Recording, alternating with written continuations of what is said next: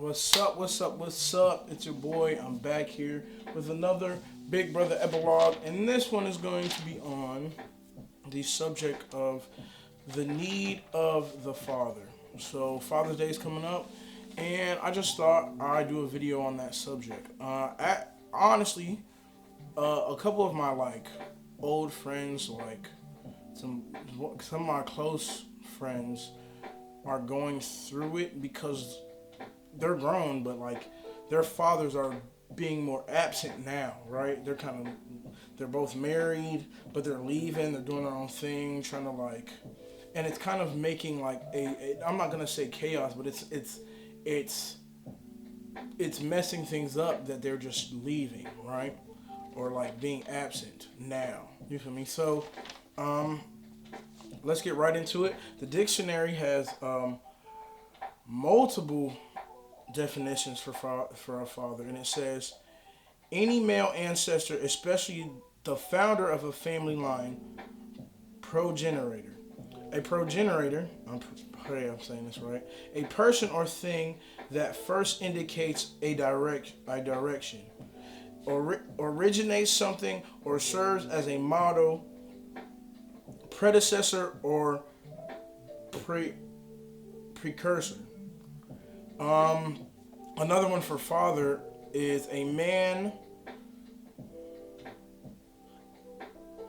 who exercises paternal care over other person's paternal protector, provider. That's what the dictionary says on it. For myself, my father's always been in my life, and there's a multitude of roles, an array of roles that he played. I'm just going to actually tell you what's a father do and his role, right?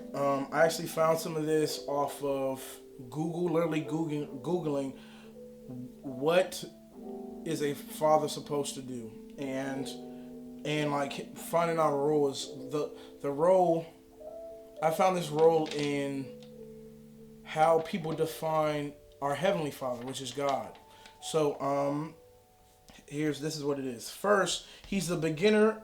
He comes into age and wisdom, and he pursues and begins life with her. Meaning, for majority of fathers, or the fathers and stuff like that, they are the ones that initiate. Oh, I like this girl, I want to initiate that. You feel me?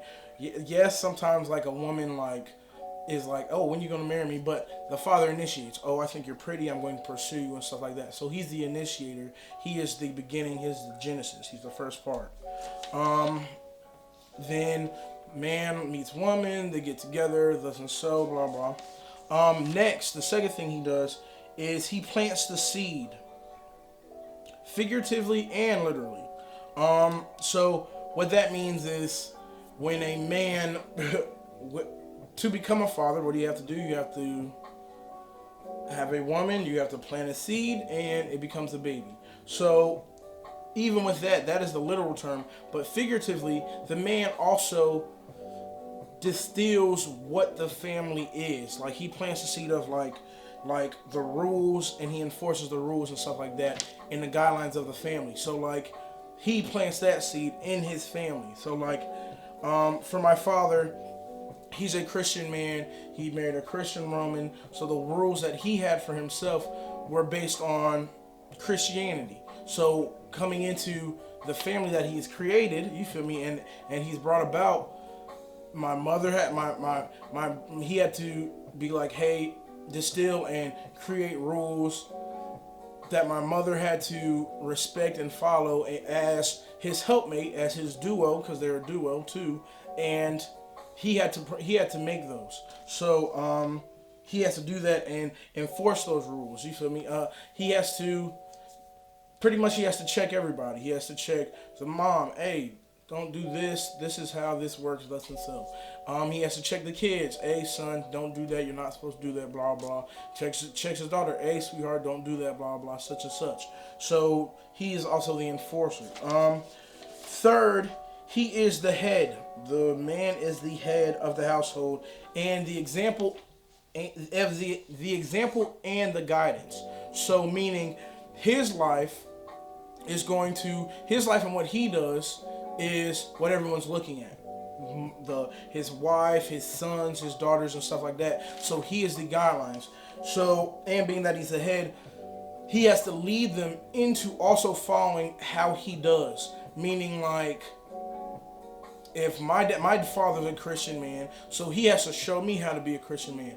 My father is being that he's a Christian man, his wife follows him as a Christian man, and his daughter sees an example of a Christian man. A father is a girl's first example of the opposite sex. So with that said, everything the father does, or what the girl receives from the father, is going to reflect how she treats a man, how she's supposed to treat a man, how a man should treat her, and stuff like that. So he reflects that first. He's the first person. Yes, a girl can have brothers and stuff like that, but the man he is the man. So he builds up and shapes and is molded on how she and what she sees and what she pursues. And a son, he looks upon his father as the main male influence in his life. Meaning, so I'm going to follow and be like this man. So, like, if you don't have that example, or that boy doesn't have that example, he's going to seek it out elsewhere. Because, yes, a boy can have a mother, but he knows he's built different than his mom, you feel me? And you know that, you'll find that out at a young age. I'm built different than my mama, so I'm going to be looking to the person that I'm like, you feel me? So he's naturally going to follow that. So the way a father treats his wife and the way a father treats his daughter, a boy is going to see that, reflect that, and also do as he does. So that's why a man has to come into wisdom and of right age, because if he doesn't, the son is going to follow after habits that he shouldn't follow, right? The next thing, this is also what Google said. It says an involved father provides growth and strength, meaning that when you are involved in your kid's life, you're going to trying to make them grow and trying to make them and get them to become strong. Men don't naturally nurture, right? Men don't naturally nurture, but they can bring something up to strength and distill and put a seed in of strength. My father always said, even when I was young, you the man, you the man, you the man.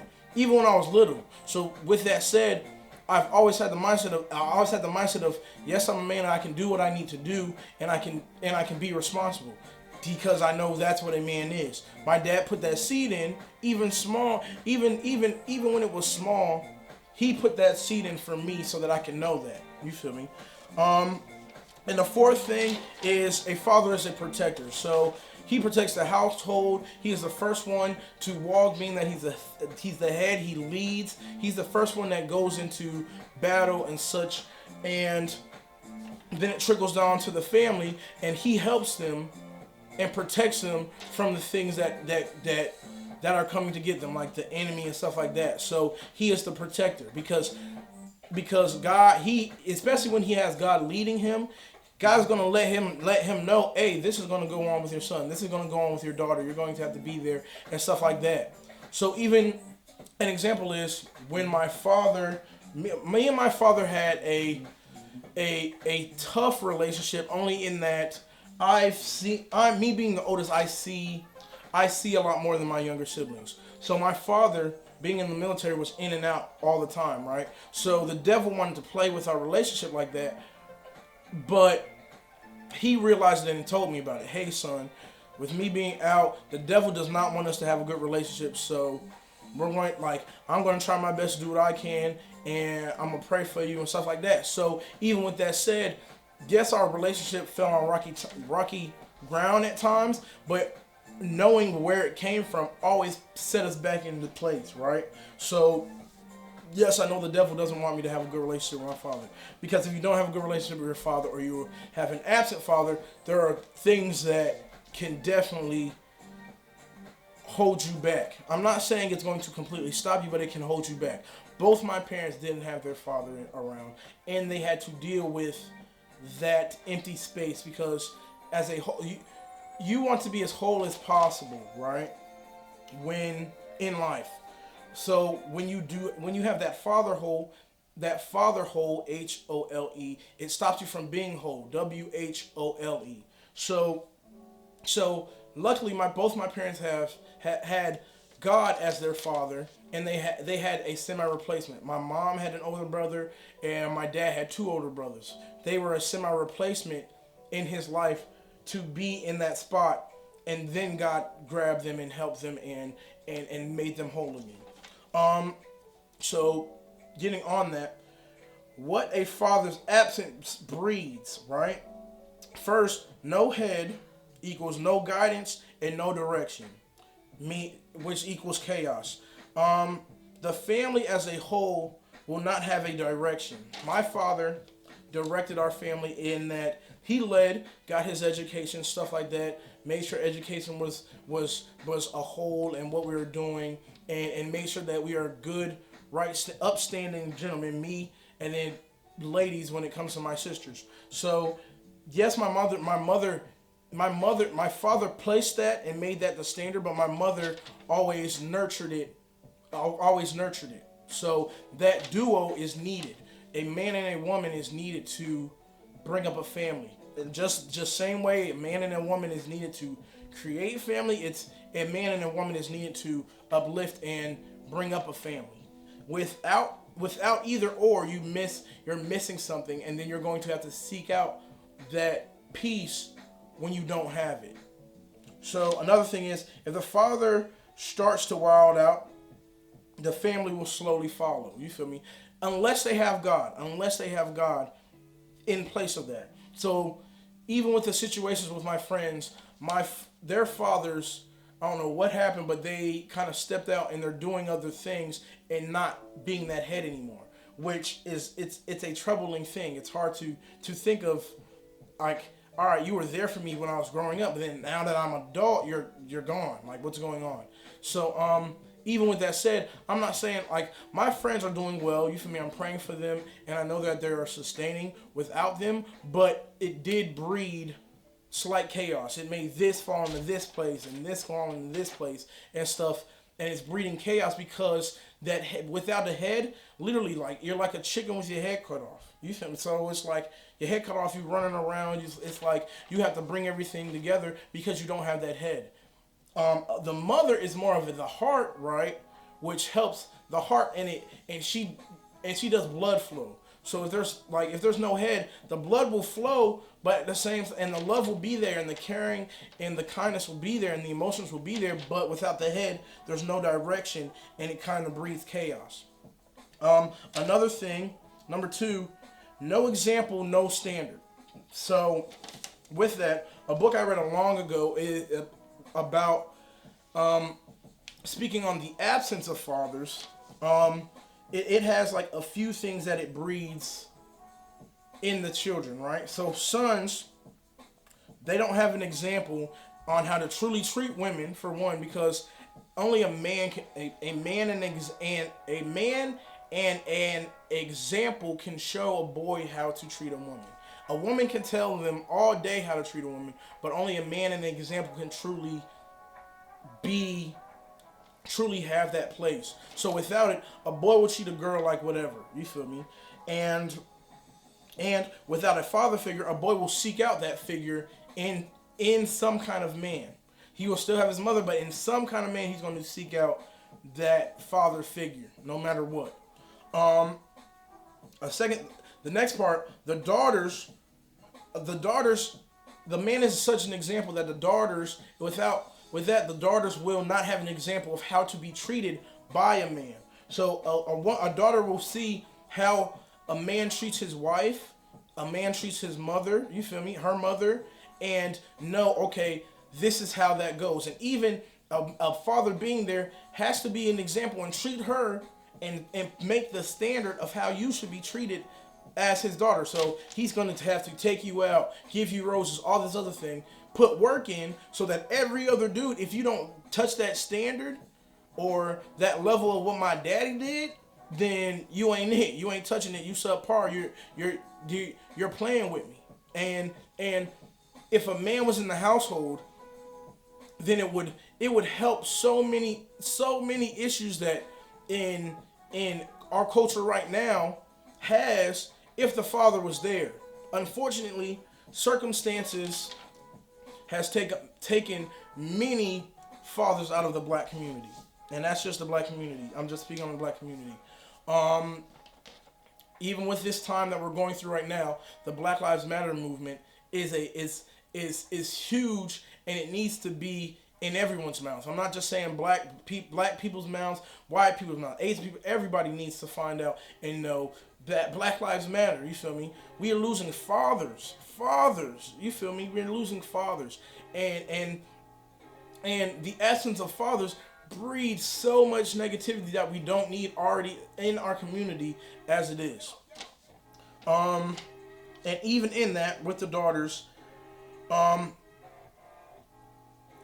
without that standard, or that man in her life, she's going to seek out other men. You feel me? And other men to fill that position. You feel me? So like she'll seek it out in her relationships with men. You feel me? And stuff like that. And she'll seek that feeling and that love that she was supposed to get. That she was supposed to get from her father, from her daddy. You feel me? And that breeds more chaos and things that she's going to have to go through and be made whole from, just because her father was absent, and she's trying to fill a hole with something else that's not going to fit. Only person that can truly save that when a father is absent is God.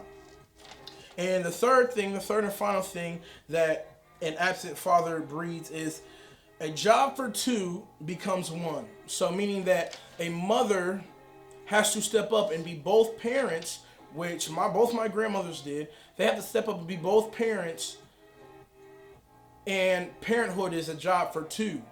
So being that said, a mother is supposed to nurture.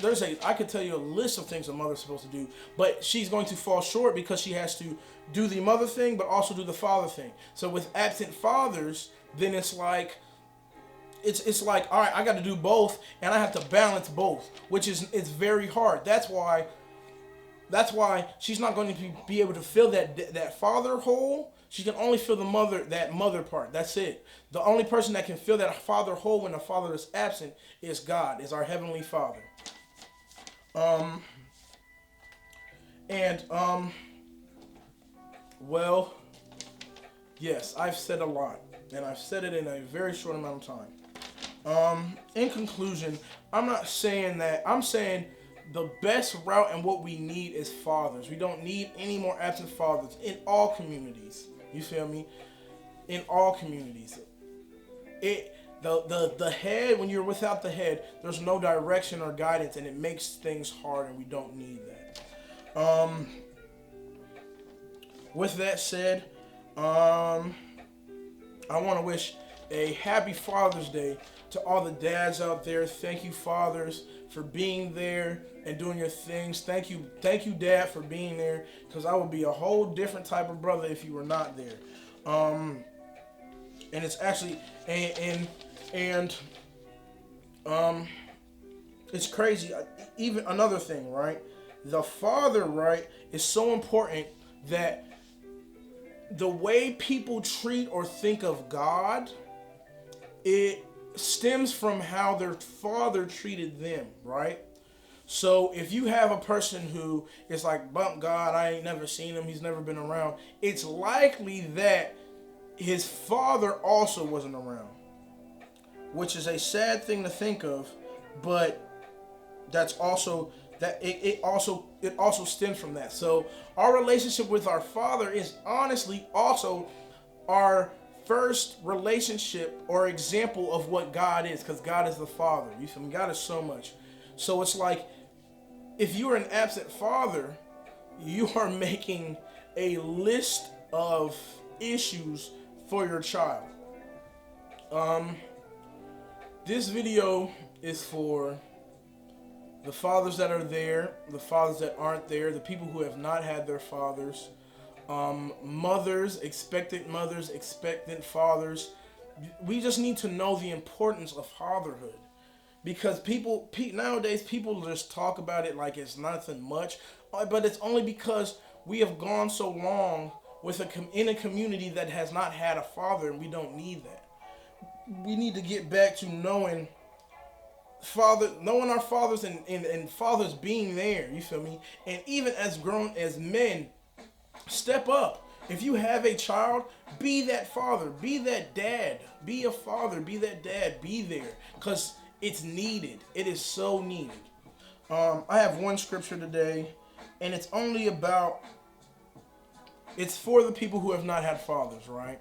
When you have a relationship with God, He will do this for you. Let me read it. It's Joel 2, Joel chapter 2, verse 25 through 27. And it reads, I will repay you for the years the locusts have eaten, the great locust and the young locust, and other locusts and the locust swarm, my great army that I sent among you. You will be plenty. You will have plenty to eat until you are full, and you will praise the name of the Lord your God, who has worked wonders for you. Never again will my people be shamed. Then you will know that I am in Israel, that I am the Lord your God, and that there is no other. Never again will people be shamed. What I got from this, and it's funny because my dad gave me this. Thanks, Pops. What I got from this is, though you are without, the people who are without fathers and stuff like that, though you are without, you can still have a plentiful life and be whole if you allow God to come in the midst, in you. So, with that said, God can be that father figure for you. You just have to allow Him to come in. So when it said the locust, yes, your father wasn't there and stuff like that. He was taken. You feel me? He was taken. He was absent. He's alive, but he's just gone. He's not doing it. It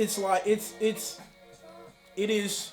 You can still have an abundant life without it. You feel me? And just know that. You feel me? Sometimes this is a tough way to think, but sometimes your fathers are not there because it's not beneficial for them to be there, right? So like the stuff my grandfathers